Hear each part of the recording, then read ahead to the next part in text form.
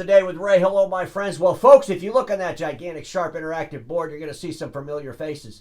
These faces are familiar to those people that understand what real e-commerce is. It's exciting for me to talk to B2B Toolbox leaders, Norm McConkey and my friend Caleb. Folks, e-commerce has been talk of the town in our industry now since COVID.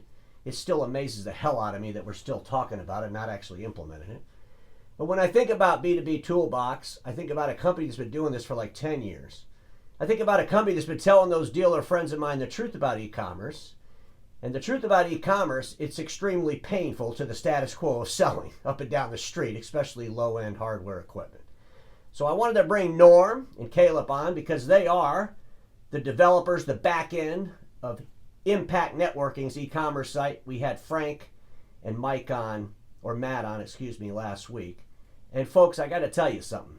The momentum that Impact Network is getting in its e-commerce site, well, it only works because it works.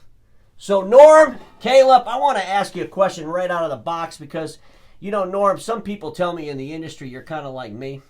Sometimes people don't like it because you're not afraid to tell them what they need to hear, especially regarding e-commerce. And you've been telling people what they need to hear about e-commerce for a long time. And let me just scream it really loud so everybody knows what it is. You go to a site, you find an item, you click buy now, you add it to a cart and pay for it and you're done. Is that it? Ray, it couldn't be any simpler than that, and you're bang on. We've been doing that for 10 years. And the great thing about the interview you did last week with Impact, Matt and Frank, is that it absolutely shows that if done right and put in the proper hands of people that really want to make it work and roll up their sleeves and do that work, they can sell millions of dollars of product online and finance millions of dollars worth of product. Well, this is awesome, this digital storefront, we call it, digital financing online. I mean, you know, Frank was talking about how his reps are processing orders online now. The process takes about 2 or 3 minutes. The reps are getting paid every Friday. All the nonsense that we've heard from the legacy status quo in our industry. It'll never work. They got to be able to talk to people. If someone can't interrupt them with the chat while they're trying to click buy now, it'll never work. And they're going to buy the wrong machine. And all of that turns out to be 100%, let me just say it because it's my show and I get away with this, bullshit.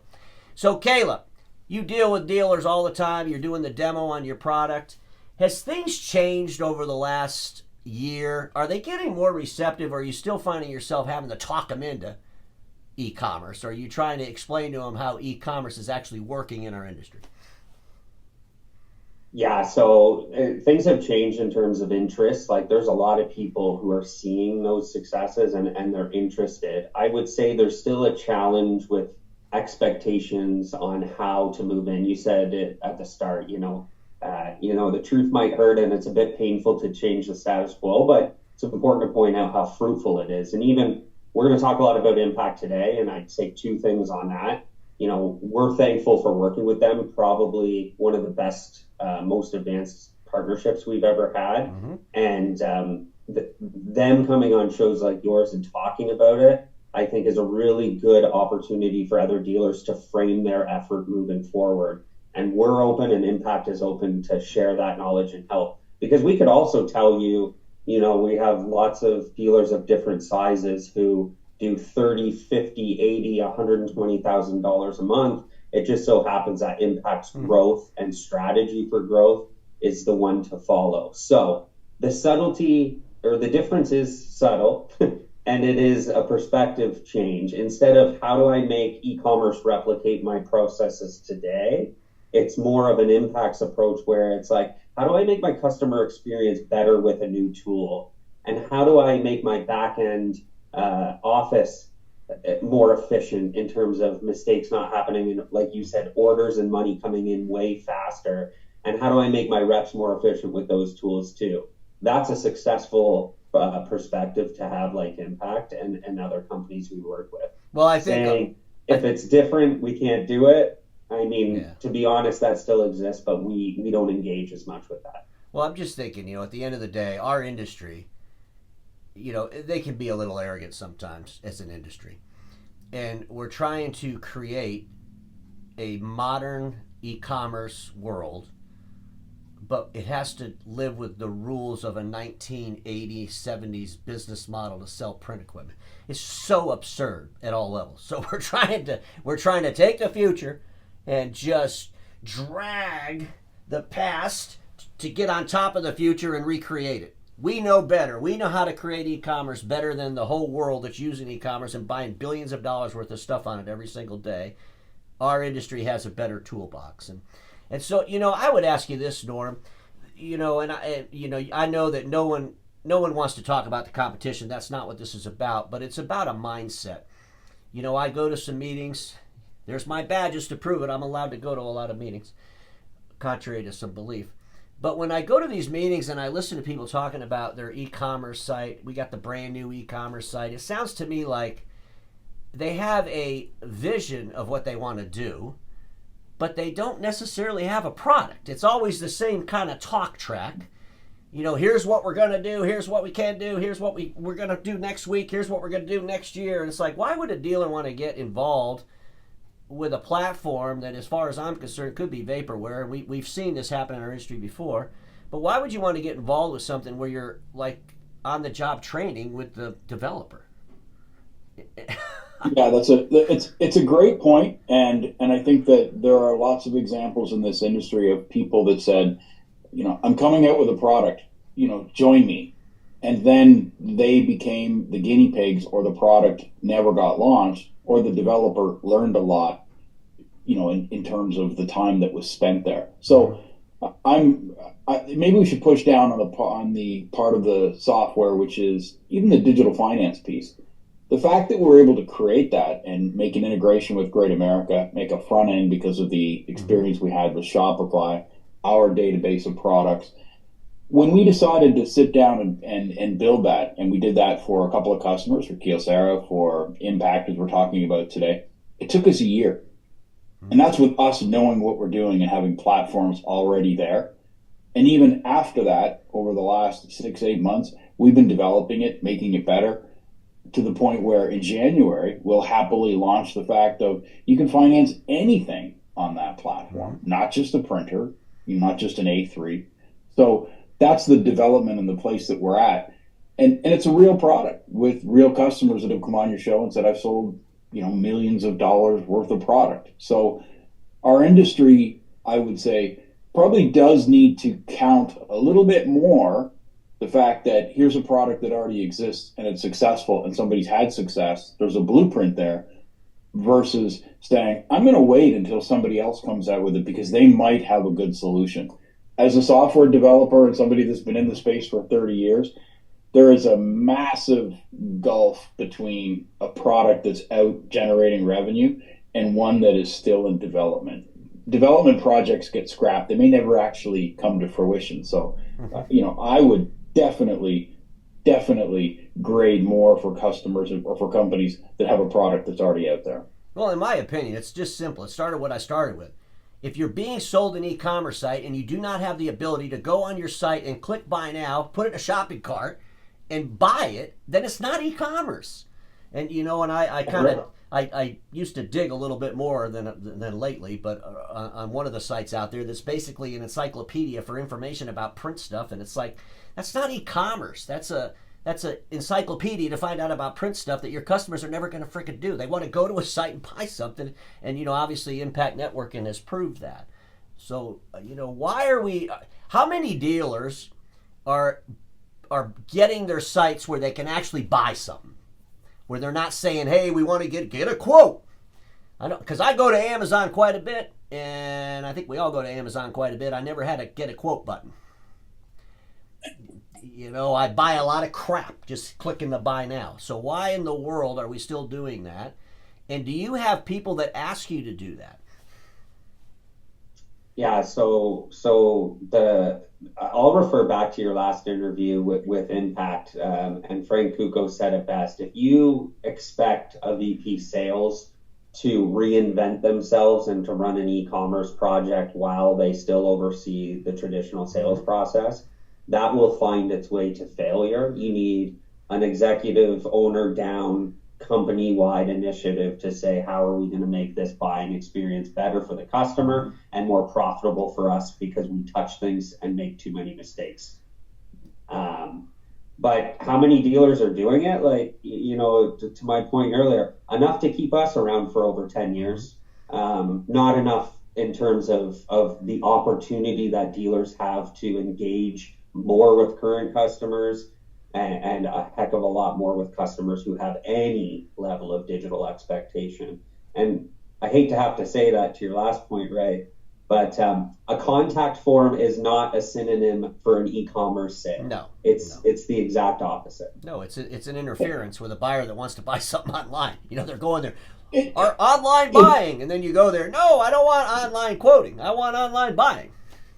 Well, Ray, it's even more. I think the site that you're describing, where you can go and configure. You start off with not a part of a printer, but it's not as an A3. You couldn't actually buy that and set it up in your house. It wouldn't work. So you have to configure it. You have to add things to it. I'd say that's even worse than not having e-commerce from the point of view that you ask a user to do all this work. You expect them to know, what size memory card should I put in it? What type of finisher? They don't know. They don't know that stuff. Mm-hmm. But nevertheless, you ask them all these questions, and then they get to the end, and you say, well, I'm not going to give you a price. How about you give me all your information? If I was a user, to your point, and somebody that's familiar with Amazon and everything else, if I got to that point, I would not be satisfied. I'd be more angry than somebody that just at the start of it said, we don't have anything here, just give us a call or an email and somebody will reach out to you. At least I still wouldn't do that, but it'd be a lot easier than taking up my time to not give me any value. Well, the bottom line is, I think, and I've been saying, every time I interview, I say this, but if the industry would have got on e-commerce when the world told it to, called a global pandemic, which shocked the crap out of the whole damn industry, if we would have said, damn, we got to get on e-commerce, today we would be fixing what we got on. Today we would be enhancing it. Frank and his team have been on your platform for less than a year, a little over a year. Took them about 6 months of development before they even went live with it. And they're constantly looking at it because they have a leader in charge of it. It's its own business model, has its own little P&L. They manage it like a business, the e-commerce business. And they're always looking for how to make it better. And I'm sure that they will challenge you guys. And that'll be great because they'll come to you and say, oh my gosh, this is what our customers are doing now. The problem is our industry doesn't know what the hell our customers are going to do with e-commerce because it doesn't exist in our industry. I mean, we got one. The story with Impact is even, it's so exciting. It's more positive than anything else. There's a story of, like, in the span of a month, they went from not doing any digital finance to starting to do digital finance projects, and $10,000 deals, and all that was automated. It got sent to Great America, the right contracts, the right rate factors, the right verbiage, all the signatures, details. The contracts were complete. Then they used our help to get, and they said, well, we have a big deal. It's a $40,000+ deal. So they asked us a little bit. We helped them out with that. Then the next week, they sold another almost $40,000 deal. Didn't even say anything to us. No big deal. Just something we did. So now it's like, imagine the sales reps. Imagine the speed with which no deal existed, and then a day later, they got revenue generated and everything in place for tens of thousands of dollars, and now they've done hundreds of thousands of dollars. That's a good story. And if I was a dealership and said that's efficient, operators are standing by, Ray. You can give us a call. We'll show you. It's available. It's there. I would want that, type of technology and experience for my customers and my sales reps. Well, we should see some big changes. Frank is a pioneer. He's got some great leaders there. But I think one of the things that Frank did, we talked a little bit about it in that interview, but the fact that he put Matt in charge of that, a leader, a business guy that understands business, understands leadership, driving a business. It's not a competition where he's going to have to fight these other leaders on what he's doing with e-commerce versus what they're doing in the legacy way. It's his damn business to grow an e-commerce site, and Impact's obviously growing that thing in ways that were probably unimaginable just a few short years ago. So, it's always great having you guys on. I would just say that don't stop doing what you're doing. There might be some people that think you're maybe too abrupt. You might get frustrated, Caleb, when you're talking to some dealer and you got to explain to them why they don't need to have a human person, interfere with a buyer online, or why they don't need to have a catalog. What they need to have is click buy now, add it to the cart, and pay for it. But keep doing what you're doing, because the industry, I think they're listening now more than ever. I think they're paying attention, and they're doing a lot more. Well, they're investigating what I would call vaporware a lot more than they ever did before, and hopefully they'll continue to do that and ramp that even up more. Hopefully our industry's analysts will actually hold people accountable to successes, not just a bunch of nonsensical hype that you hear in some of these interviews or you see in some of these blogs. Because without a solution, it is all about being on-the-job training for some kind of a platform that thinks they're going to do something they don't even understand what it is they're doing. Because you can't have an e-commerce site if people cannot click buy now, pay for it, and leave. Is there anything you want to add, Norm, Caleb? No, we're happy to talk to anybody, because, like you said, it's all about the strategy and the buy-in, and we have a proven track record. So there's some confidence, but there's also experience that we want to give back as value in terms of, the rabbit holes not to go down, what not to do, what doesn't work. But we're on, we've had our heads down for a year. Like Norm said, we have full digital financing, totally self-serve from a customer. The reps have abilities to send digital quotes for that digital financing. Everything's faster. Dealers are getting money faster. And we just want to take on the folks who are serious about that change and give them that framework to be able to push forward. Because like you said, like going back to working with Matt and Impact, he has 2 or 3 calls at least a week with us because it's so ingrained in the digital strategy moving forward. And that's the type of people we want to work with. Awesome. Norm? No, I think Caleb said it best. We are ready and able to speak to people about how to implement this. And while e-commerce may have been something that there's trepidation about, like maybe I don't want this because it competes with my sales reps, the digital finance portal, that is the thing that I think can really change positively the way dealers are doing and impact their world very quickly.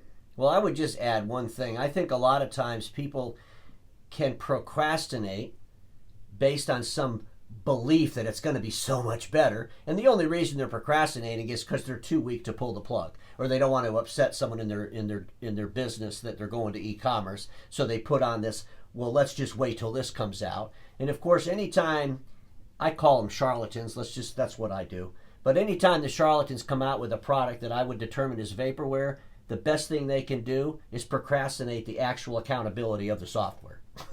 So if they can get people to buy into the nonsense and do it piece by piece and give them what they want, here, the first thing we're going to do is give you a catalog, but no one can buy from it. The next thing we're going to do is give you a way that you can look at all kinds of machines in the universe of print, but you're not going to be able to buy any of them. But we get you to get a quote, and maybe we'll have some, AI computer talk to you, but we're still not going to let you buy anything.